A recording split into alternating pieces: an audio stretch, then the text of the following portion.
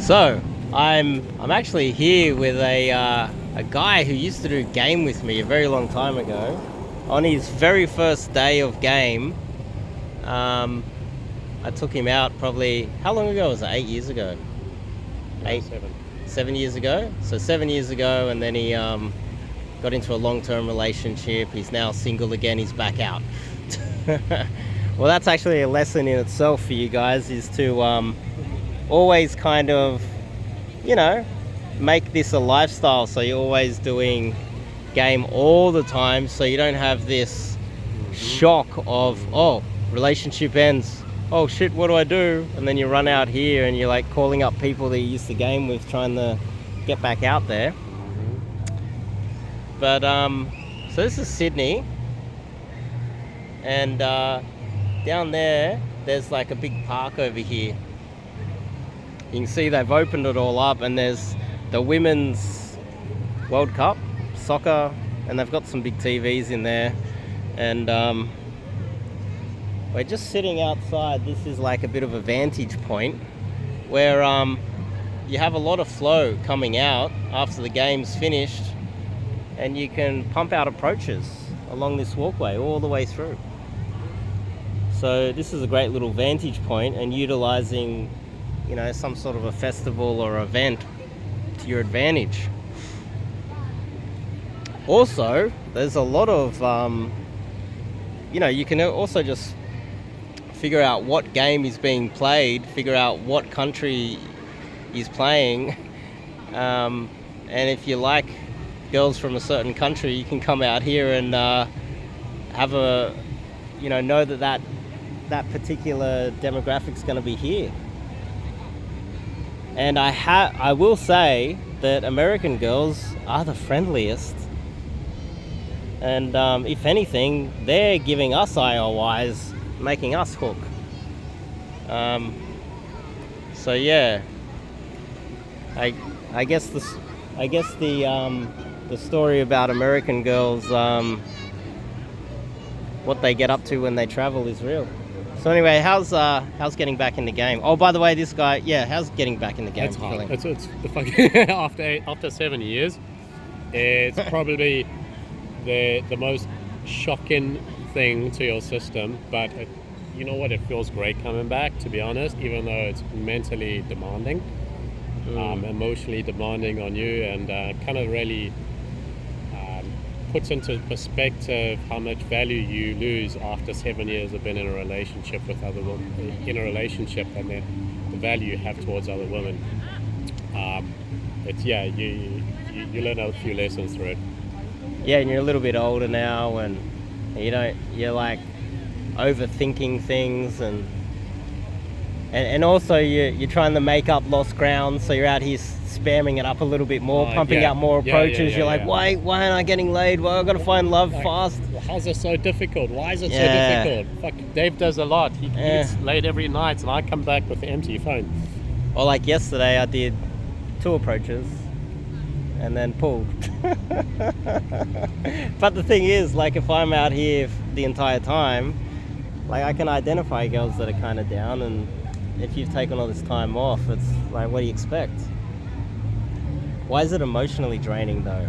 It shouldn't be emotionally draining. Yeah, it's emotionally draining because, you're putting yourself out there, your personality, your charisma, everything you got on the line on each approach, right?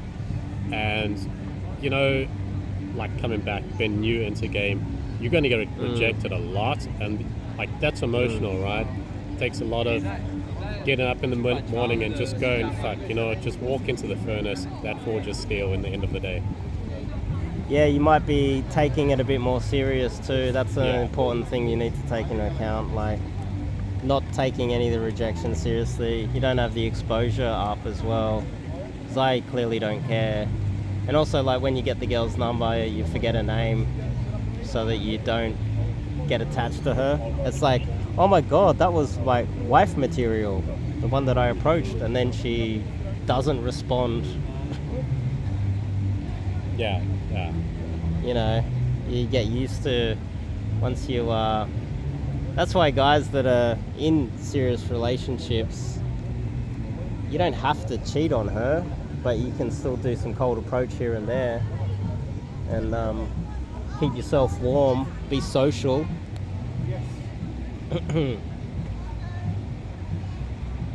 But yeah, the was it your first day back?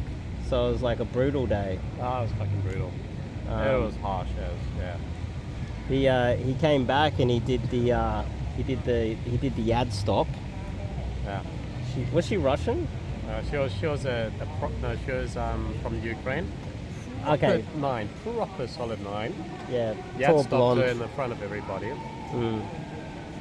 Did close, but I knew that was just going to flake so hard. Yeah, flaky Sent her number. text. She did reply once. Tried to stack forward in the text messages and get her up, but couldn't. Yeah, like that's the thing, you know, if it's a little bit uncalibrated and a little bit too abrasive on the, and you're probably most guys, because you're out of the game for such a long time, in your mind you're like, it's like jumping off a cliff, going skydiving, the adrenaline's pumping, so you end up being a lot more, you know, it's like jumping in front of them is easy. It's the opposite of what people say. Jumping in front of them and going direct is the easiest fucking thing you can do. Being indirect, you know, and holding your power and not giving away the game, you know, not telling her she's pretty and giving away all of your leverage and keeping a bit of mystery, that's harder because you got all the extra social pressure makes things a little bit more difficult. Any solid numbers since your first day back? Not on my first day back. Okay. I did get one. I got one solid number last Sunday, and it was a Russian who's been living in Sydney, and we exchanged text messages, and she was keen to come out in the text messages, and then I actually gave her a time and a place to meet. Just a time and day actually. And that's when she kind of said to me, oh fuck, she's actually married and she's got a kid and she's a bit sorry she gave me her number. She didn't know what she was doing. But that was probably my most solid number. Okay. I can show you the text message on my phone. Oh, no, that's cool. That's cool. Just having a chat. Looking for sets coming out here.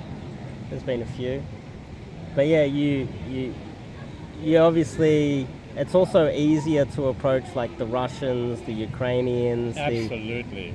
It's not because they're hot, it's more because they're foreign and they're and friendly. So that's why don't tell them where. I gave you a bunch of locations you can go where you can hit up proper 9s and 10s hot Aussie girls where no one's doing game.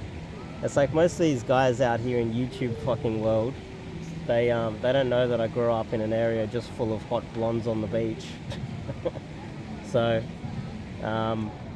where the hook rate is 100%, so you don't have to worry about approaching a Ukrainian, but they also understand what you're saying too, which makes games so much easier. They don't speak English, and also they could be, if they're Russian or Ukrainian, you know, they're carrying what, rubles or some shit. They want your dollars, they want your citizenship.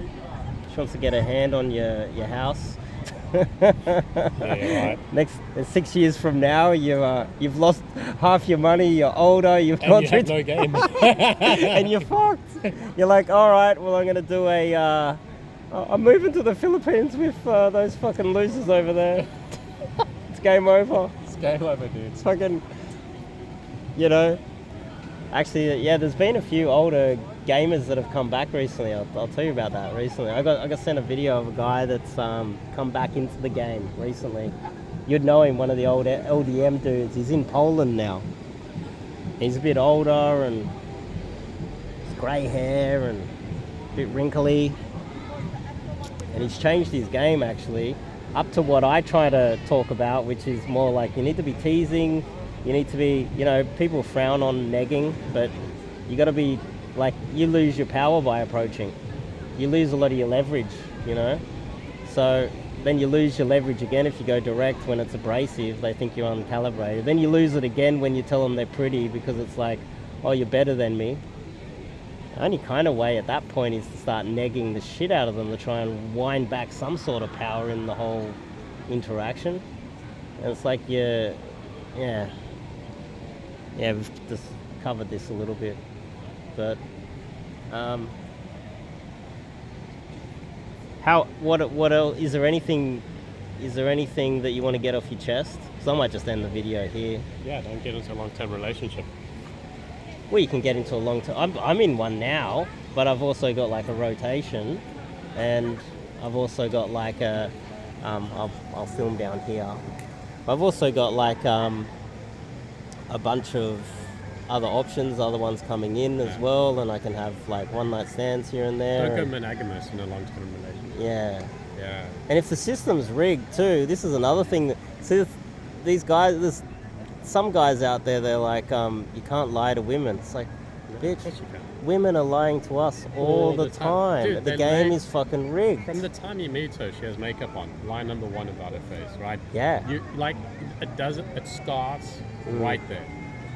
If a woman just didn't wear makeup and lied about their looks, Yeah. dude, they'll be like, you'll be shocked at how ugly women are sometimes. And you approached a girl that had a push-up bra on. Sure did. They looked like D's, but they were A's. Sure did. It's like, that's a lie in itself, right? Yeah. And the librarian girl that looked like she was like, you know, on her way to the library, probably had a way better body too. Lower body count. Yeah. You know, the one that's flashing the boobs out there, she's exploiting it. She's got an attitude connected to it, abusing her power. You know, so like, there's a bunch of other factors there as well.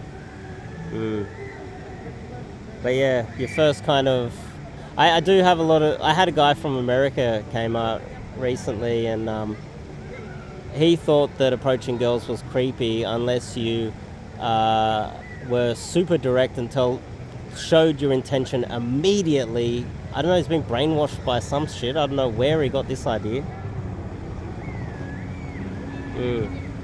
Any other insights? Because you're in a unique situation. Because you did game a long time ago, now you're back. So you might have some insights that I can use for the channel. Any other insights that you can share with? Otherwise, I'll just end it. We can get back to. I've got to figure out what countries are playing.